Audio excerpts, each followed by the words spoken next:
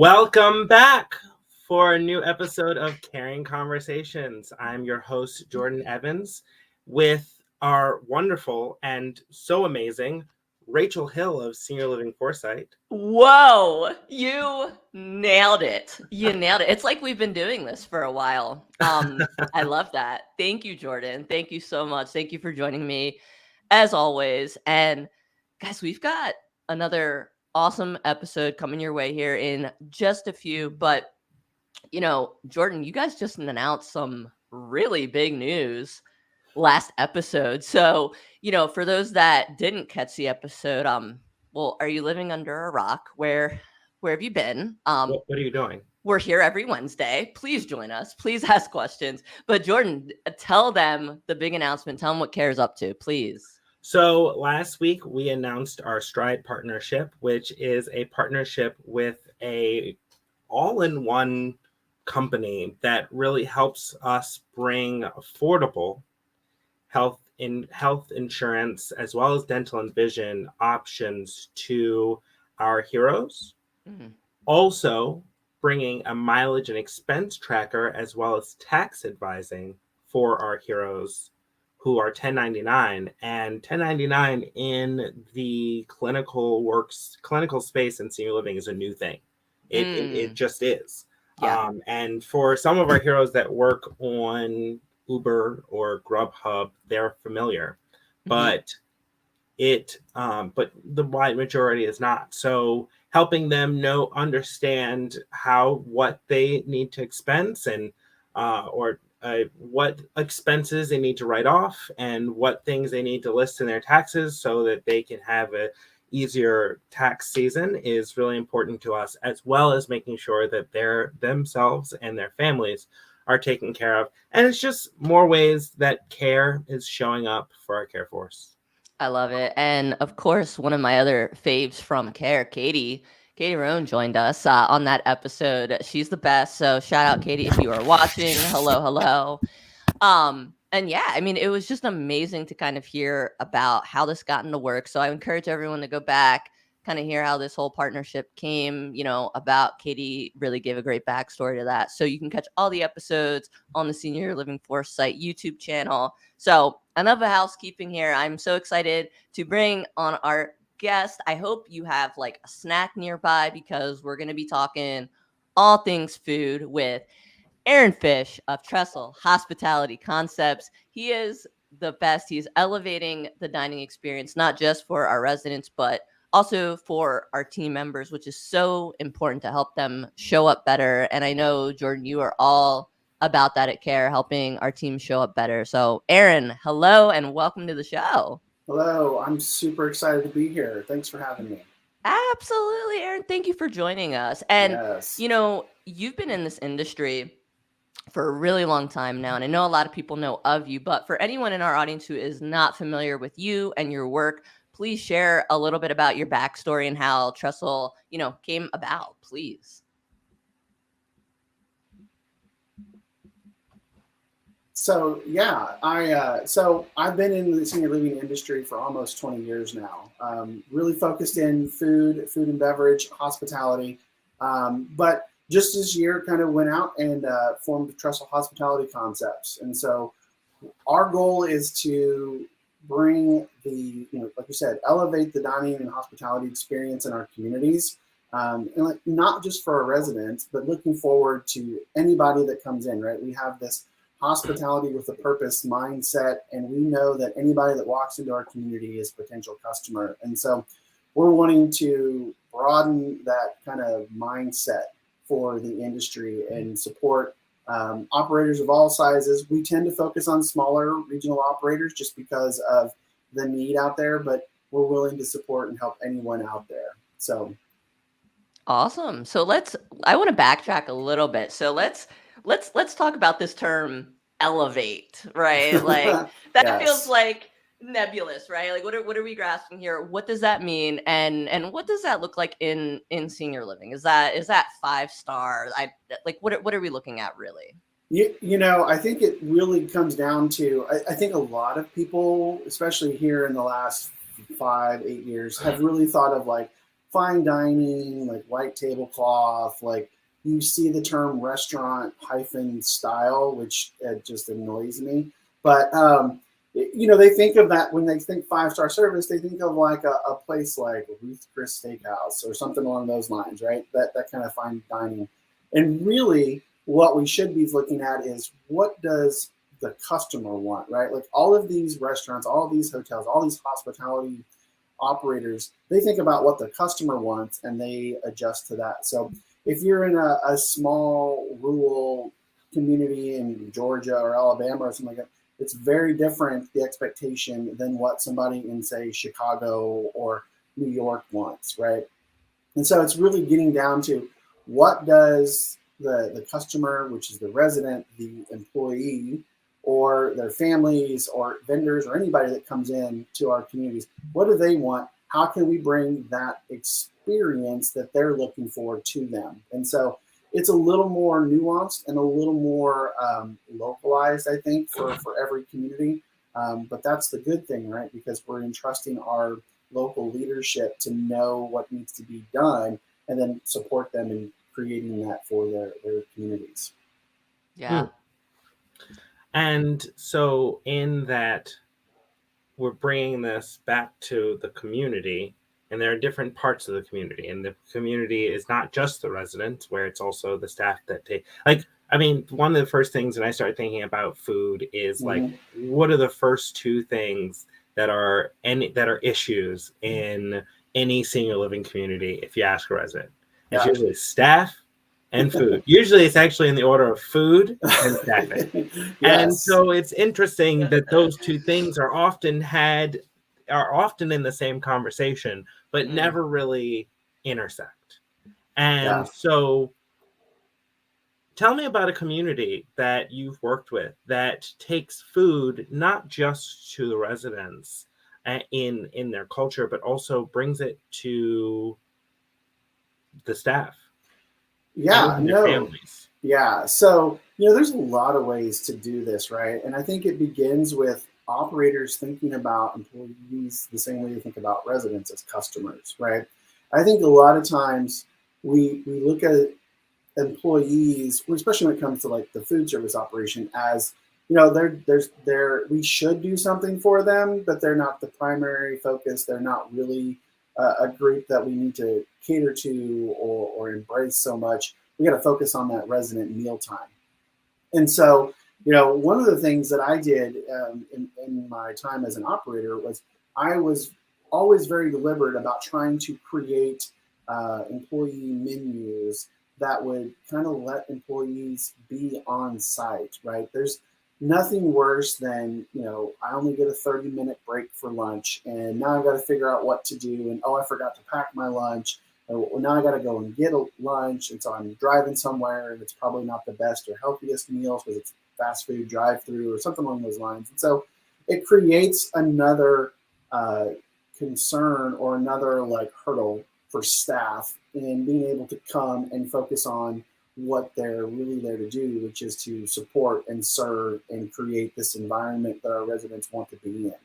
And so there's a number of ways to look at it. I talk to operators all the time about, I call them these revenue markets inside the communities. And the employee is the first one I talk about. I think it's the biggest opportunity to create programs that are win-win for both the revenue or for the community and the employees when you think about what the employee needs are. So it goes back to that mindset of there's the employee from a customer standpoint is as important as the resident when you think about it food-wise. Yeah, not everyone wants to have salmon and rice and other things for their lunch break, which is sometimes the only thing that's on the menu. Like these fancy meals that are on the menu for some of these communities. It's like, but what am I supposed to eat? Like, okay, there's a vending machine in the break room. Oh, I'll eat a bag of chips. Yeah. Hungry? Why wait? Grab a Snickers. Wait, sorry, we probably don't have licensing for that. Sorry, I'm gonna get Foresight sued. I apologize. No, but Aaron, you said something really interesting there about having to, leave where you're working, you only get a limited amount of time, and then there's nothing available. You got me. It almost like triggered this thought of like a food desert area, Yeah. right? Like you hear Yeah. a lot about that, where there's, certain communities, and obviously a lot of that has to do with the socioeconomic situation that is happening in that area, typically urban, but you'll run into these food deserts where you can't find fruits and vegetables and things that are going to make you healthy and feel your best. So I love that you're sort of talking about making this a little bit easier and not creating that type of food desert situation. Yeah. After the break, is your senior living community a food desert? Facts. Oh my gosh. Like Oh, true. It reminds me of like an evening news scare article. the little ticker across the bottom. We'll right? give you the headlines here.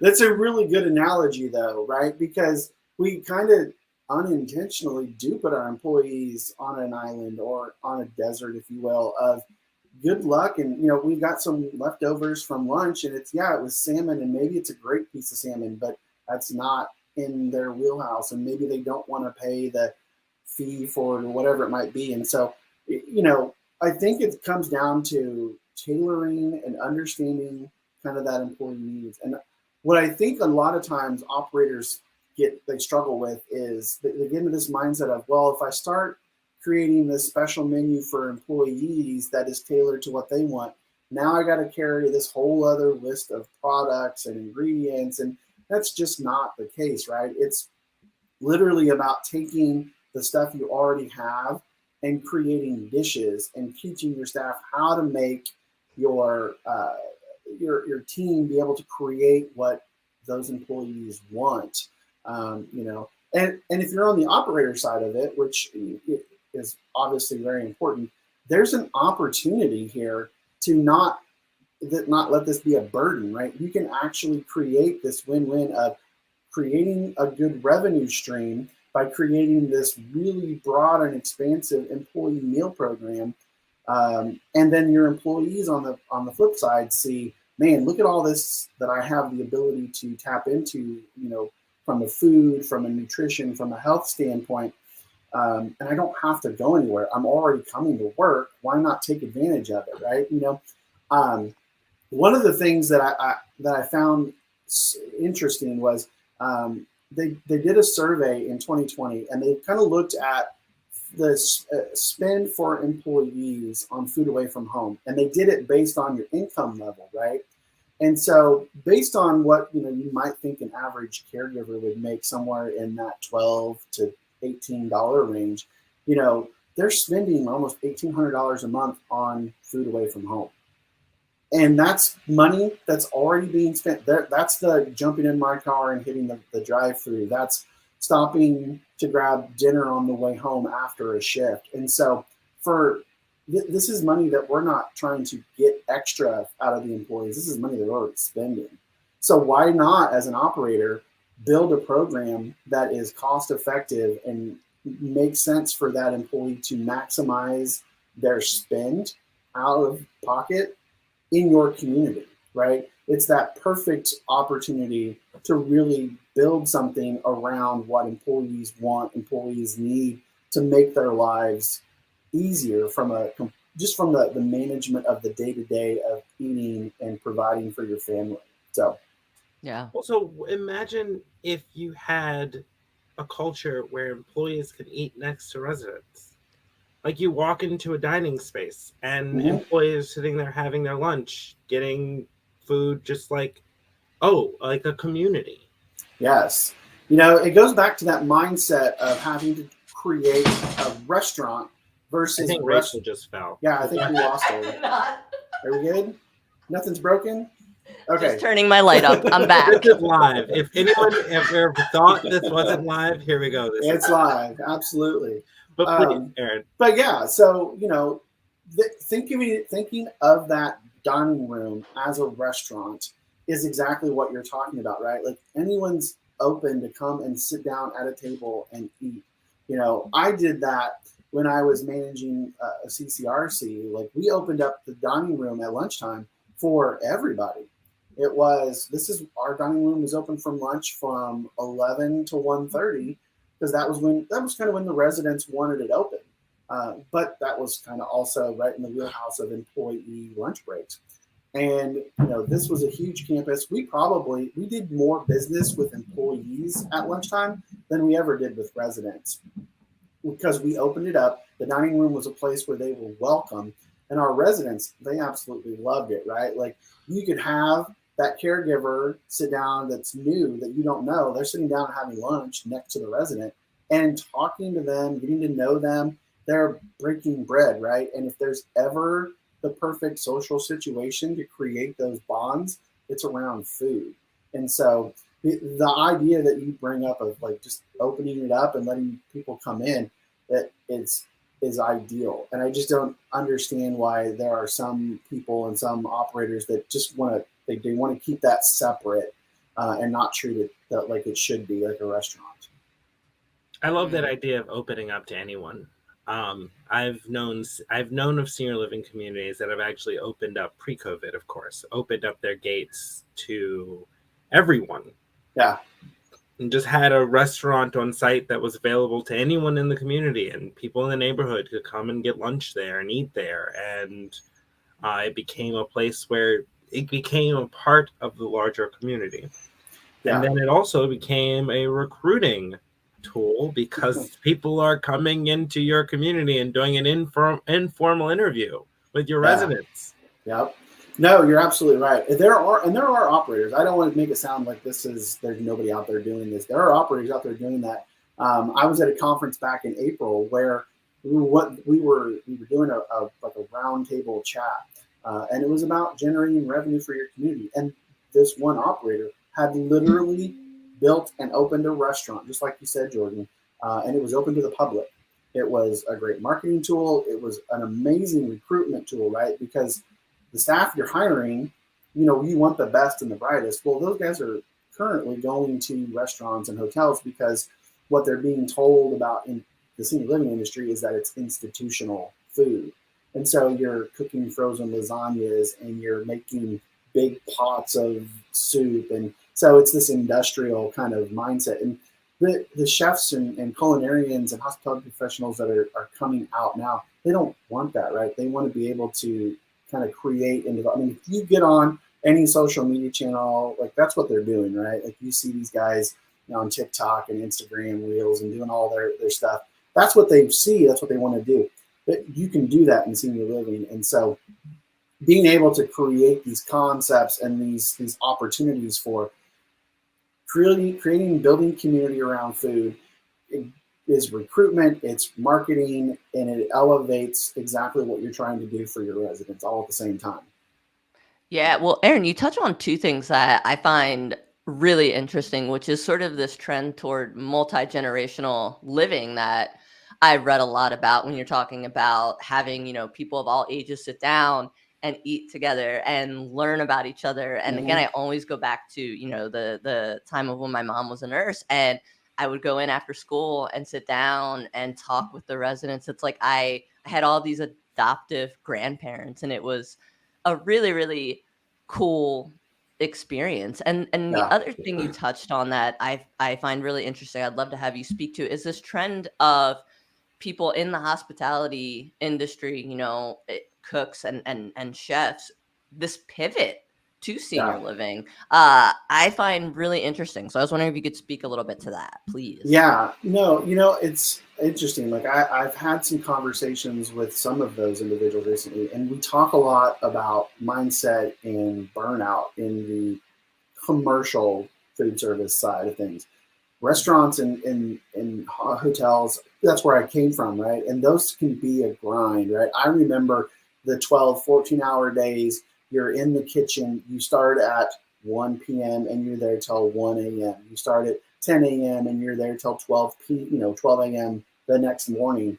And that grind and that environment will just take it out of you. I mean, it's like being put through a ringer.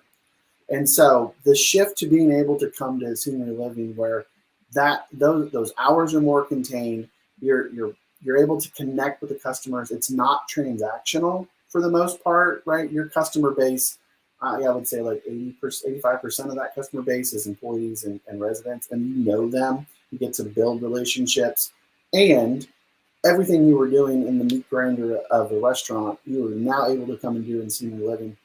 There are a lot of chefs and culinarians that are starting to see that, which is for me great, because now all the things I talk about, like they hear and they go, yeah, well, wait, we don't do that in senior living. And so I love those conversations. I just recorded a podcast with an individual who's a food expert, and his mother-in-law is in assisted living. And so when I talked to him about that experience, his experience was very much that like institutional thing. He's just like, why can't we do better, right? Like, why can't we do this? And it's so good to start to see and meet these people that are coming over and are bringing that mindset of there's really one way to do this. It's the way I've always done it, but now I get to do it with more purpose and intention because I'm serving this population of people that are going to have a higher appreciation for it than maybe that transactional customer. If only we could take those like 2 minutes and just use that to recruit servers. Yeah. Because also when we're always talking about staffing and people mention servers and Yep. you know, you mentioned earlier we want the best and the brightest, but we don't often connect it with the fact that our people want the best and the brightest too. Yep. And we don't treat them like they're the best and the brightest. They'll go somewhere else where they will be. And it's hard to compete with Applebee's and with, also, the chains. Yes. Where they'll take just about anybody. But then it's really hard to compete with the upper echelon of restaurants that groom servers and put purpose and mission behind them. And we, who actually have mission and purpose, don't always meet that and deliver on that for our employees. Yeah, no, you bring up such a great point, right? When you think about the two examples you gave of the chain restaurant and then like the higher tier restaurant. So the higher tier restaurant, those servers are professionals. So they spend time and effort and money and resources to train them, to make sure that they are at the best of what they do, right? And so we need to take that same model to what we're doing in senior living. There's no reason not to. And just because you're not that 5-star white glove service doesn't mean you shouldn't invest, right? The one thing that I will say, and I feel like this is not necessarily a counterpoint to that chain server, but if they're doing that job, they're just trying to get a little bit of cash, and maybe that's not the right person for senior living. But I think with the age group and the Generation Z employees that we're recruiting, they want a job with purpose.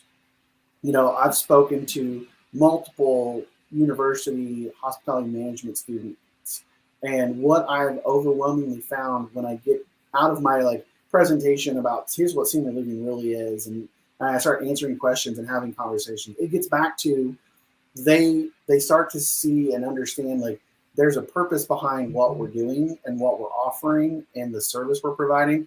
And I can be a hospitality professional with a multitude of career paths if I go into senior living.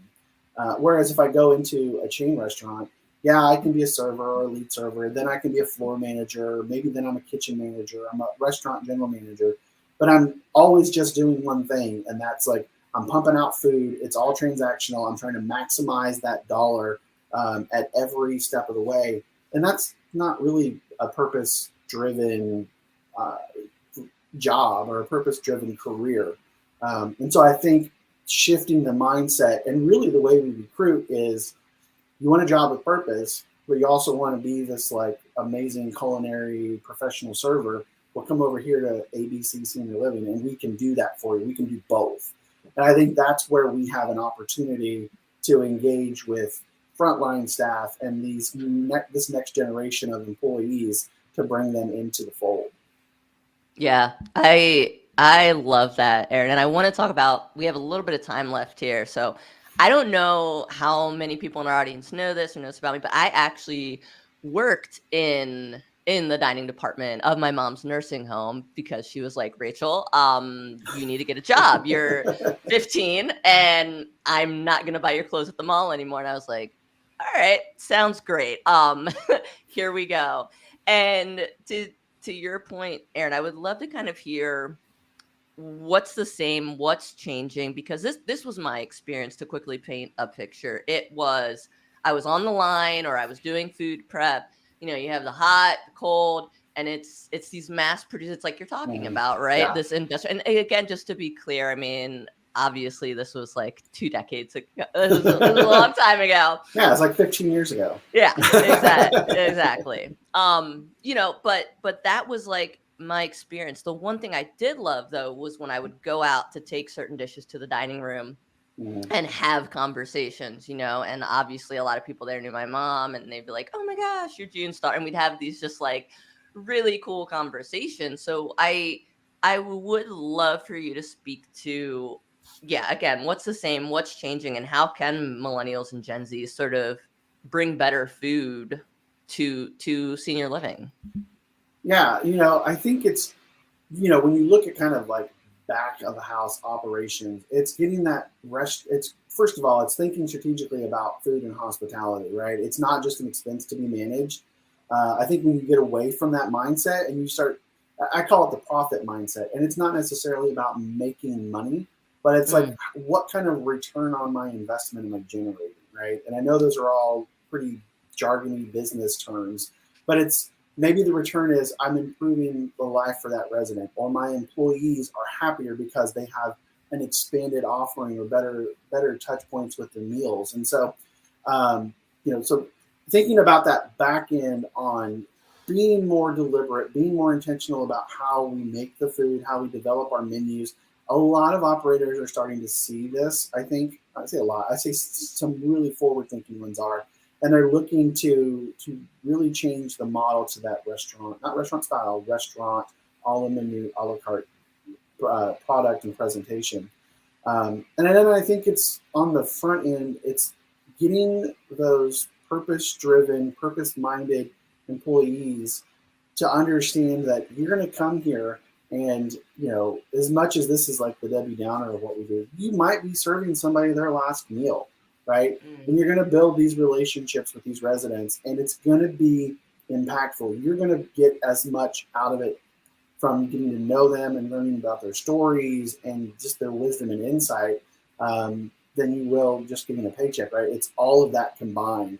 And so being able to share that message of, we're going to make you a hospitality professional. We're going to do things the way, if you wanted to leave senior living in 2 years and go back to the restaurant world, we're going to show you how to do that. But you won't want to, because on the flip side of that, we've got this purpose and value that you're just not going to get anywhere else because of the nature of our industry. So I think that's kind of where we're heading, and some operators are seeing that. And my goal, obviously, is to work with ones that want to get there and just aren't quite there yet. Yeah, I love that. Jordan, I want to turn it over to you as we come up on time. If you have any final questions for Aaron before we hop off the air. Well, it's like Aaron said, food and hospitality. I mean, it's all a part of that community. And, you know, to take it a step further on what Aaron said, and this is I get to say this, to not see your dining aides as a part of your clinical team is a big mistake. Yeah. To not see them and educate them and give them a higher purpose beyond just hospitality, which is a big part. So I don't want to say just hospitality, but beyond hospitality, also to understand what, to be a part of that person's aid in their care. Like, you're a part of that clinical team. You're helping them with one of the biggest parts of their day, which is their meals. And to not educate them and elevate their mission and their purpose is a mistake. And also to not see that the meals that they're having can be utilized and the resources can be utilized to create a benefit for your team, like employee meals or just having a place on site where you can get your lunch, your dinner, your breakfast in the morning after your overnight shift, and making it accessible and affordable with resources you already are using. It's silly. Yeah. And these are two things that you can do.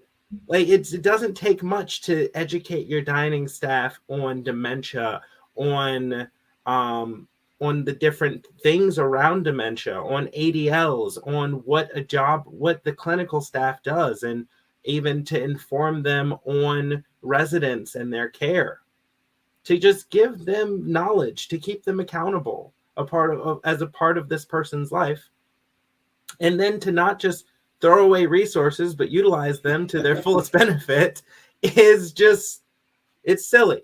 And if it took this episode to wake you up to this, there are communities out there that are doing it. I encourage you to talk to them.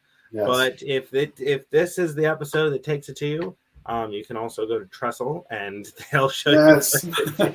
Yes, absolutely. Aaron, tell people where they can find you. I know you have your site, you do the podcast. Tell everyone a little bit about that. Yeah, so obviously my business website, TrestleHospitalityConcepts.com. You can link to all the stuff I do on LinkedIn. Right there, you see Aaron Fish, easy to find.